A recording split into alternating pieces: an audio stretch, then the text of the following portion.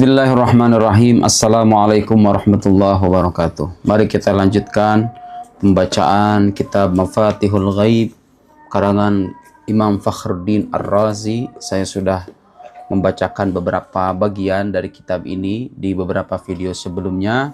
Sekarang kita akan lanjutkan pembacaan kita masih di juz 1 dan 2. Oke. Yang akan kita bahas kali ini adalah soal jawaban Imam Ar-Razi terkait pertanyaan yang barangkali banyak diajukan oleh orang-orang zaman sekarang. Sebetulnya Tuhan itu ada di mana? Pertanyaan Tuhan di mana atau di mana Allah itu seringkali diajukan oleh sebagian orang karena banyak di antara kita yang berpikir bahwa Allah itu bertempat seperti halnya makhluk. Dan keyakinan ini bertentangan dengan ajaran Ahlus Sunnah wal Jamaah. Kalau ditanya Allah di mana, jawabannya adalah menyalahkan pertanyaan itu sendiri. Pertanyaan itu tidak tepat. Karena istilah di mana itu hanya berlaku bagi sesuatu yang bertempat. Saya berhak untuk bertanya kepada Anda di mana buku. Dan itu ada jawabannya. Buku ada di atas meja, buku ada di dalam laci. Di mana handphone, di mana saya, di mana guru. Pertanyaan ini sah karena objeknya adalah sesuatu yang bertempat. Kalau sesuatu itu tidak bertempat dan tidak tunduk kepada tempat, maka tidak bisa kita tanyakan dengan pertanyaan di mana. Itulah pandangan mazhab Ahlus Sunnah wal Jamaah yang tidak memungkinkan kebertempatan bagi Tuhan. Kemudian ada yang berkata, oh itu tapi ada dalam sebuah hadis sahih seorang budak perempuan bertanya Aina Allah. Kata aina dalam bahasa Arab tidak selamanya menanyakan tempat, ada kalanya menanyakan kedudukan. Aina itu maknanya bukan hanya di mana dalam arti tempat. Tapi kadang-kadang pertanyaan itu dimunculkan untuk menanyakan kedudukan. As-su'al anil makanah, la anil makan. Saya tidak akan merinci secara panjang lebar persoalan itu. Itu perlu diskusi secara tersendiri. Yang jelas kali ini saya ingin menampilkan jawaban dari seorang ulama besar, Imam Fakhruddin Ar-Razi ketika menafsirkan surat Al-Fatihah. Lihat bagaimana kedalaman Al-Quranul Karim. Ini ayat seringkali kita baca, tapi kadang-kadang kita nggak sadar apa makna-makna tersembunyi di balik ayat ini. Dalam surat Al-Fatihah, saudara-saudara, Allah menyebutkan dirinya sebagai Rabbul Alamin. Alhamdulillahi Rabbil Alamin. Beliau menjelaskan tafsiran yang sedemikian panjang lebar terkait makna Rabbil Alamin. Saya akan kutipkan yang relevan dengan pertanyaan yang tadi saya ajukan.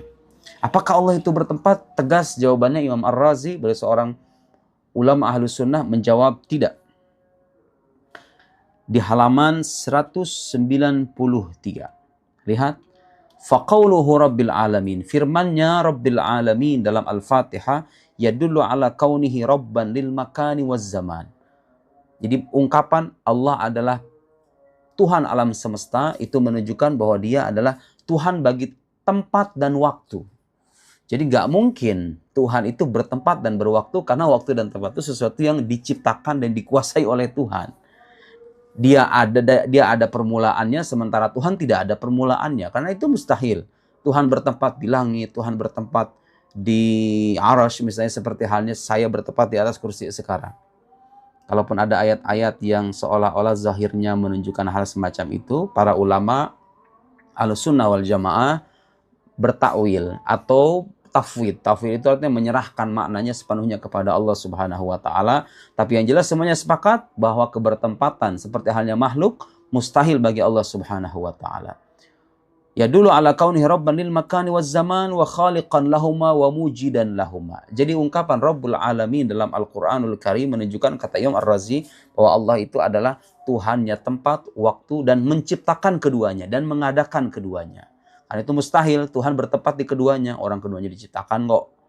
Thumma minal ma'lum annal khaliq labudda wa ayyakuna sabiqan wujuduhu ala wujudil makhluk. Ya, kita ketahui bersama bahwa pencipta itu harus mendahului sesuatu yang dia ciptakan. Anda bikin kue, ya andanya dulu ada, kuenya baru ada belakangan. Itu sangat logis. Pencipta harus mendahului sesuatu yang diciptakan. Tempat dan waktu diciptakan, berarti ada Tuhan dulu. Sebelum ada waktu dan tempat, sebelum ada alam semesta, Tuhan ada dan dia tidak bertempat. Terbebas dari kebertempatan dan keberwaktuan. Wa mata kana al-amru kadzalik kanat dzatuhu mawjudatan qabla husulil fadha wal faragh wal haiz. Karena itu, maka zat yang demikian itu ada sebelum adanya fadha wal fara, kekosongan, haiz dan tempat. Sebelum adanya tempat, Tuhan sudah ada. Sebelum adanya langit, sebelum adanya arsy, Tuhan sudah ada. Kalau ada orang bilang Tuhan di arsy, bertempat dan di langit, itu sebelum adanya arsy dan langit, Tuhan ada di mana? Oke, itu muskil. Akidah semacam itu muskil dan bertentangan dengan ajaran Ahlussunnah wal Jamaah. Muta'aliyatan anil jihati wal haiz. Falau hasalat dzatuhu ba'da husunil fadha, kalau seandainya zat Allah itu terhasilkan seiring dengan terhasilkannya kekosongan, artinya alam semesta lah ya, bagian dari alam semesta, fi juz'in min ajza'il fadha lanqalabat haqiqatu dzatihi. Maka hakikat zatnya menjadi berubah. Dia menjadi makhluk kalau begitu. Dia menjadi sesuatu yang hadis, sesuatu yang ada dari ketiadaan. Coba Anda bayangkan sekarang, kalau ada orang mengatakan Tuhan ada di langit, berarti keberadaan Tuhan di langit itu tadinya nggak ada, kemudian ada. Itu namanya hadis, sesuatu yang baru. Mengalami atau didahului oleh ketiadaan, kemudian ada. Kalau begitu apa bedanya Tuhan dengan makhluk? Kalau memang Tuhan itu bertempat seperti hanya kita bertempat di atas langit, apa bedanya Tuhan dengan makhluk? Sesuatu yang tadinya tidak ada, kemudian ada. Mustahil. Zat yang qadim, yang tidak bermula, bertempat pada sesuatu yang bermula. Wadzalika muhal, dan itu mustahil. Faqauluhu rabbil alamin, maka dengan demikian firman Allah Rabbul alamin yadullu ala tanzihi dzatihi anil makan wal jiha bihadzal i'tibar, menunjukkan kesucian zatnya dari tempat dan arah.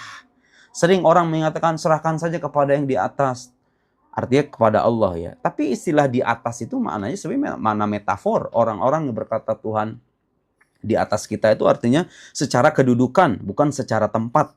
Bukan berarti kalau kita mengatakan Tuhan di atas atau mengisyaratkan tangan ke atas, Tuhan tuh ada di sana. Enggak, kita enggak meyakini Tuhan bertempat. Itu menunjukkan kedudukannya yang maha tinggi dari makhluk-makhluknya. Bahwa kita ini rendah dan Tuhan tuh lebih tinggi kedudukannya ketimbang kita. Jadi kalau maknanya demikian ya nggak jadi masalah. Tapi kalau dikatakan di atas dalam arti arah, itu keliru. Karena arah itu hanya berlaku bagi jisim, bagi benda ya.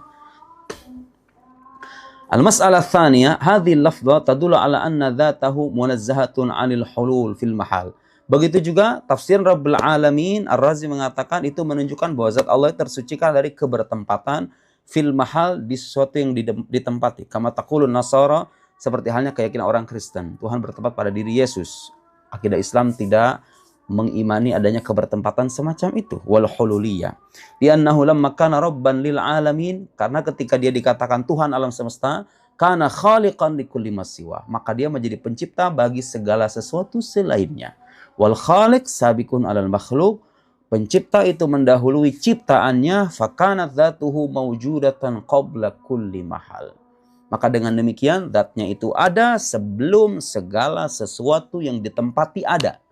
Fakanat dzatuhu ghaniyatan an kulli mahal, zatnya terbebas dari tempat. Fa ba'da wujudil mahal imtana ihtiyajuhu ilal mahal.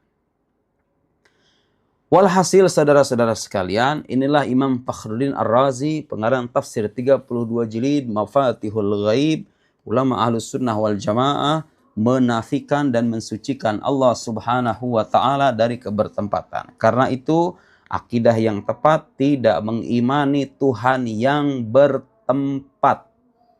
Karena tempat dan waktu seiring dengan alam semesta itu sendiri itu adalah sesuatu yang diciptakan. Sementara pencipta harus mendahului ciptaannya. Mana mungkin Tuhan bertempat sementara tempat itu sendiri diciptakan oleh Tuhan alam semesta. Mungkinkah pencipta bertempat pada makhluknya? Saya kira tidak mungkin. Sekian. Wassalamualaikum warahmatullahi wabarakatuh.